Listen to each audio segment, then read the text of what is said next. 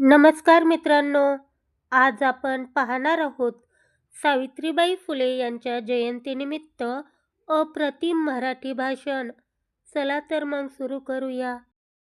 शिक्षणाच्या स्वर्गाचे जिने उघडले दार, शिक्षणाच्या स्वर्गाचे जिने उघडले दार, तीच सावित्री आज जगाची शिलेदार, तीच सावित्री आज जगाची शिलेदार.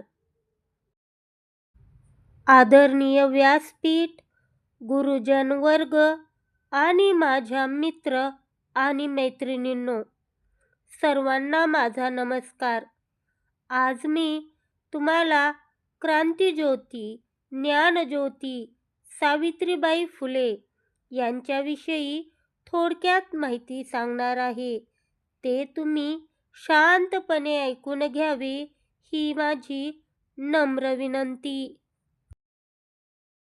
सावित्रीबाई फुले यांचा जन्म 3 जानेवारी 1831 रोजी महाराष्ट्रातील सातारा जिल्ह्यातील नायगाव या ठिकाणी झाला. त्यांचा विवाह वयाच्या अवघ्या 9व्या वर्षी महात्मा ज्योतिराव फुले यांच्याशी झाला. सावित्रीबाई फुले या महाराष्ट्राच्या पहिल्या महिला शिक्षिका आणि मुख्याध्यापिकाही होत्या. त्या काळात स्त्रियांना शिक्षणाची बंदी होती, तरीही त्यांनी जिद्दीने स्वतः शिक्षण घेतले आणि मुलींसाठी शाळा सुरू केली. त्यांनी 1 जानेवारी 1848 रोजी पुण्यातील भिडेवाड्यात मुलींची पहिली शाळा सुरू केली. शाळेत शिकवायला जात असताना लोक त्यांच्यावर शेण, चिखल, दगड फेकायची, पण त्यांनी न डगमगता आपले शिक्षणाचे कार्य सुरूच ठेवले.